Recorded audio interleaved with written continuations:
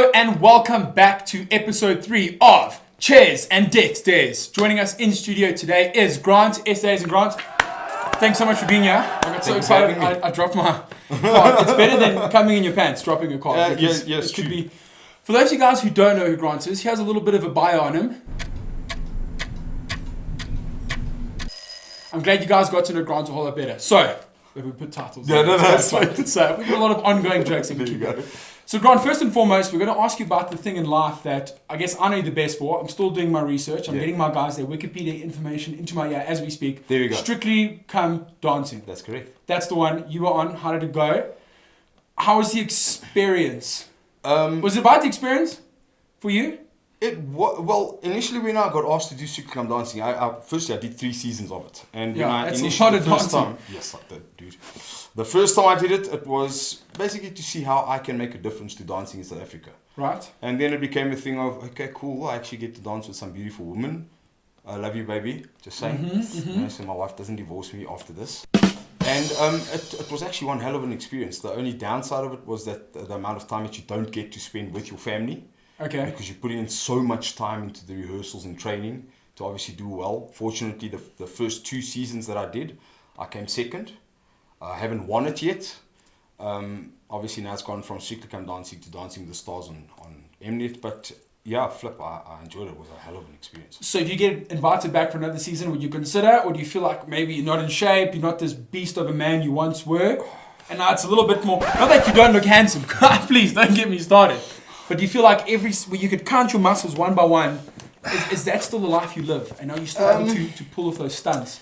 You know, I used to have a 6-pack and now I've just got a pack. Yeah, just So if I were to be asked to do it again, I don't know if I'd be able to do it. Even if they give me a bit of time to actually get into shape, I think it would probably take me a bit longer to get into shape. Yeah. And by the time that I'm in shape, the show would be done. Exactly. So I don't know if I'd actually do it again. Quite an experience though. When people such as yourselves are on a show like that, do you guys get nutritionists? How much behind the scenes stuff do you get? Or is it just the dancing and the choreography? Do they help you out with the eating plans and this and that, and or not so much? You know, it's no secret. Dancers do not eat healthy.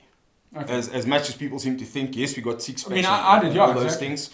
The thing is, we dance so much that anything you see and that you can eat, you'll eat it. Yeah. So when we were doing the show, that's it. When we were doing the show, there was no nutritionist or anything like that. What we did have though was a physio on set. More for injuries and niggles and stuff. But otherwise, no nutritionist or anything like that. You know, it was you're dancing, you train. When you're done with training, you basically go home, you eat whatever you can eat, and that's it. You just hope that you don't get injured during the show. Yeah, you just get to burn off everything. That's it. Do you ever have one of those your fancy watches where you count all your calories and stuff? I didn't. I just sort of went. Okay, I think I've lost 1 roll over there. Yeah, it must be a few calories gone over. Yeah. You know, I didn't have one of those fancy brown colored, me, bro. I couldn't buy one of those expensive 5,000 numbers. Oh, yeah. No, me, I was just plain and simple, bro. Plain and simple. Measure. Maybe how much did I lose? That's all that it was for me.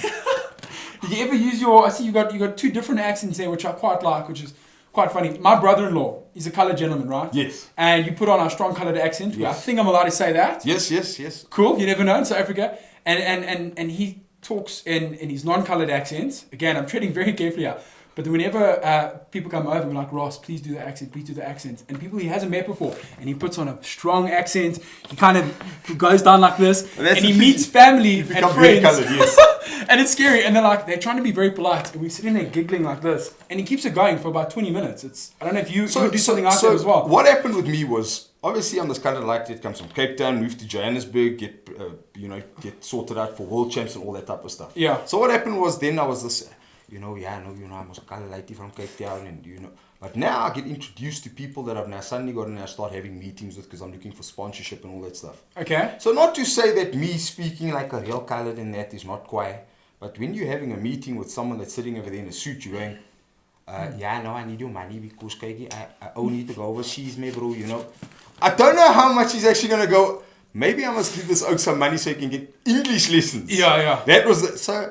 In the end, I had to just sort of not be coloured, but just be a bit more, education for the nation. Okay. So I had to, you know, when I'm with my colored friends, hey, brother, then I'm full on colored. Yeah. We always, what kind, brother? You know, then it goes full tilt. You can't let your Joburg accent out in front of You know what I'm saying? Because then they're like, whoa, what is this? Why are you... Hey, bro, what's going on, eh? Why are you speaking funny? I haven't seen you guys since matric. You know what I'm saying? What happened to him? So the colored accent comes out when it needs to, but most times, you know, almost for a bit of education for the nation.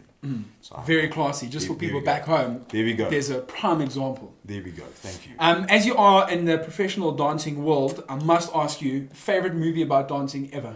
Is there one? My favorite movie that I really enjoyed, even though I'm not great at hip hop, was You Got Served. Okay. Phenomenal movie. Yeah, that is I actually loved pretty- it. I thought it was awesome. Pretty cool I movie. thought the dancing in it itself was phenomenal. Was fantastic. And then the other movie is Strictly Ballroom, which was, I don't think was very much like what we do, but it was just, it put ballroom on the map, basically. Strictly Ballroom was one of those movies that every school watched as a set movie for grade 11, grade 12. It was with that... You've got to feel it in your heart. Yeah. You've got to feel the paso doble. Where he goes again. That's it. Can you do it? Paso doble. Can you do this? I remember all. Yes, exactly. It was like Scarface. Exactly. That's it. Yeah, I remember that. Friend. And the one lead actor was an Australian gentleman in there. He I'm was. thinking of another movie. And he's quite a massive celebrity worldwide on other dancing competitions, That's it. etc. No, he was phenomenal. I mean, the movie wasn't anything like what us as ballroom and Latin dancers were used to, but you know, it was good for dancing because at that stage dancing was sort of just coming back onto the scene. I say coming back on because years ago on ETV we used to have it dancing quite often on TV. Yeah. And then it just disappeared, and then suddenly it was strictly ballroom, and it was, can you do a paso doble? You got to feel it in your heart. So we'd go for lessons, and you know, your friends would come to you and say, you got to feel it in your heart, man. Yeah. You got to go, and you got to put your hands up like this, and it just became one huge ass joke about. Yeah, and it's an ongoing joke, and no one's ever going to see the serious side of it. That's it. Can you do the paso doble yourself? I can. Perfect. 10 out of 10? I wouldn't say 10 out of 10. 10. Scorecards. Probably like 7s and 8s. A bit sub 10. Yeah. I appreciate the honesty though. It's a very hard dance. Jeez, I don't even think I fully understand paso. Okay. I did well enough to win essays. All right. So I mean, with one of those dances, but I don't think I was always great at it. It was constant learning for me because it's a Spanish dance. There's certain, there was something about it that you needed to learn. The way you had to look, the way you had to engage with the lady, and understanding that she's the cape and you are the matador. And oh, jeez, dude, it was I've already not lost technical interest. I've become confused. Yeah, but my brain doesn't. Trust me, I was confused all the time. Yes, as well. I just needed to stamp off. Ole. Let's hope that worked. Your forte is Latin American. Is that your? What are you best at? My forte was actually ballroom. Ballroom. I was SA champ for ballroom. I never won SA champs for Latin. I always came second because the guy that beat me in Latin was actually the world champ. Okay. Was he actually a Latin person? Yeah. No. He was a South African guy. South African guy. Hectic. He was world champ. So there was no way I was going to beat this guy. Okay. Not with that attitude. No. Unless I kicked his ankles or tripped him or something and said, "Kijk, Tonya Harding on him and... Nah, if you don't lose now, bro, I'm going to poke you with my okapi or something, you know. Otherwise, I was not beating this one. That scared the shit out Not because of the attitude, because of the fact that he was that good. He really was hot. So, fair enough. If you're good, you're good. You just got to listen. Be better. And also, like in everyday life now, politics plays such a big role. Yeah. No matter how good I was at that point, politics is also, but the guy was good. I suppose in this stage you're going to be like a transgender, quadrilateral robot, jellyfish, part human to be considered. Like it takes, you're disabled and you're abled, you're in. You know what I mean? You're going to tick all the boxes. You win. That's it. Yeah. I'm not a human. You're in. Let's go. There we go. That's it. Do you ever find that people, contestants on dance shows, such as ones you've been on, ever get through on sympathy? Like, you know how you watch American Idol and the person could be a horrible singer and they're like, yeah, but this happened to me, and then the sad music starts, and then I died, and then I came back to life, and then I'm going. Yes. Yes. Is that in that industry? People get through on. Yes. Yeah, the sympathy vote. Okay. Yeah. The sympathy vote, that definitely happens. Example, for me personally, I thought years ago, I think it was the second or the third Strictly Come Dancing, this gentleman called the Nitsman. He was a what's the English word for a Nitsman? He was like a, you know, these do-it-yourself shows. Yeah. On SABC. And Okay, he was, DIY and he show, was okay, that's it. okay. It's a DIY show, and he was on Strictly Come Dancing. Wasn't a phenomenal dancer, but he was a great person. But great. Showed a lot of character. Yeah, that's it. A lot of character. Someone felt sorry for the oak, and he ended up winning. Wasn't a good dancer at all. Yeah, okay, but ended up winning. Question answered, I think, on that one. Thank you. Exactly. Fair enough. Sympathy is a natural emotion, so it's hard for human beings to not relate to that, no matter if it's. And trust me, the cameras oaks play on it, eh? Yeah. When it comes to they tell you, so maybe you must just say that, you had a tough week this week, your feet are sore, you've never danced before, and they try and do stuff. Do you have a sympathy card that you could play or you have played in small circumstances? Nothing major? Do you ever just a little sympathy card? And what is it? I'm coloured.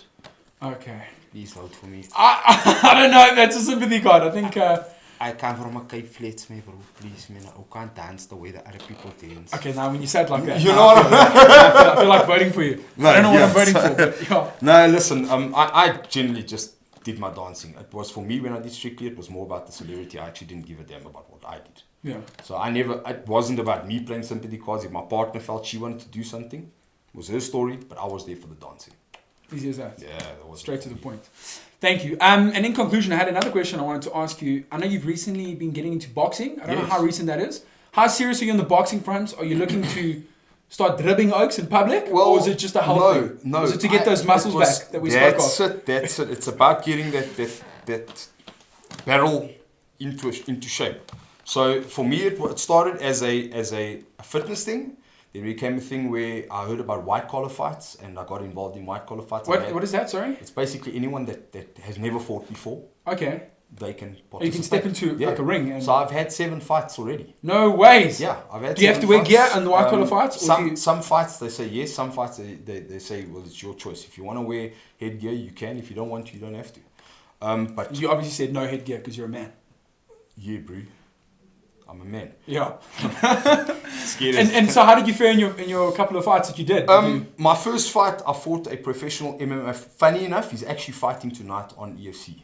Is it not Dino Bagatine? No. Oh, thank God. I was going to say that, yeah. The guy, he's actually on the undercard. His name is Roy Lacolo. He's actually Roy Lacolo, I've heard of him as well. Massive boy. I had to fight this oak.